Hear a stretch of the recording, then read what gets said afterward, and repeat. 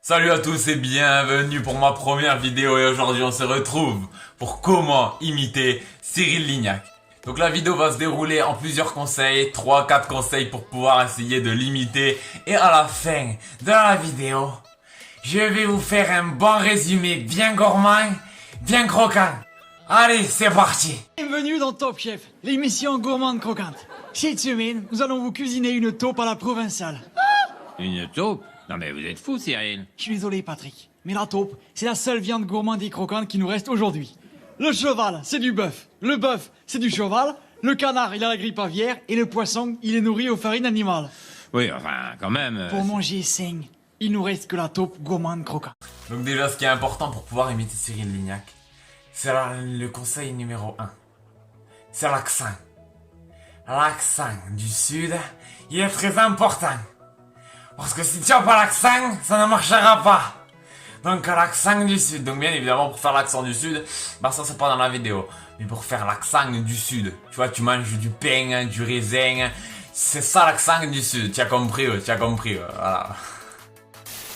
Ce qui est important aussi, c'est de se trouver une phrase de début. Moi, ma phrase de début avec Cyril Lignac, par exemple, c'est bonjour tout le monde.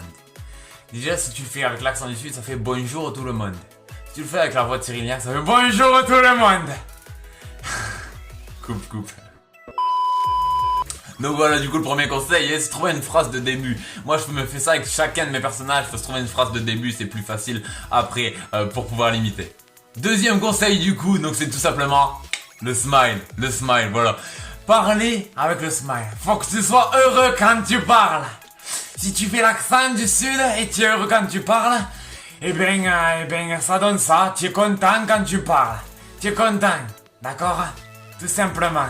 Et le troisième et dernier conseil, c'est un peu un conseil numéro 1 et 2 en fait. Genre il y a 2 conseils dans ce troisième conseil. Ah c'est bizarre, je dis vraiment n'importe quoi. Donc tout simplement il faut parler fort. Avec une voix assez aiguë. Mais pas genre bonjour à tout le monde. Ça part vraiment en couille cette vidéo. 1 hour later. Faut que tu sentes ta gorge vibrer, genre c'est... Pour vous aider, je pense, vous pouvez vous faire comme ça. Bonjour à tout le monde. Tu peux mettre ta tête comme ça, tu vois ce que je veux dire. Voilà, donc ça c'est le troisième conseil. Puis bien sûr parler fort et assez aigu. Donc je vais tout faire avec vous. Donc le premier conseil bien évidemment c'est d'avoir l'accent du Sud. L'accent du Sud, d'accord, tu as compris. Ok, ça c'est le premier conseil. Le smile, être heureux quand tu parles. Être heureux quand tu parles et avoir le smile, ça donne ça. Tu es pas loin déjà de Cyril Lignac. Tu es pas loin du tout. Et enfin, le troisième conseil, c'est de parler fort et d'être assez aigu. Donc déjà, si tu parles fort, en faisant le smile accent du Sud, ça donne ça. Et si tu donnes l'accent aigu, ça donne ça. Et on est presque pour Cyril Lignac. Et si tu n'y arrives pas, tu peux mettre ta tête comme ça. Et là, normalement, tu peux faire des bonnes recettes, bien gourmandes et bien croquantes.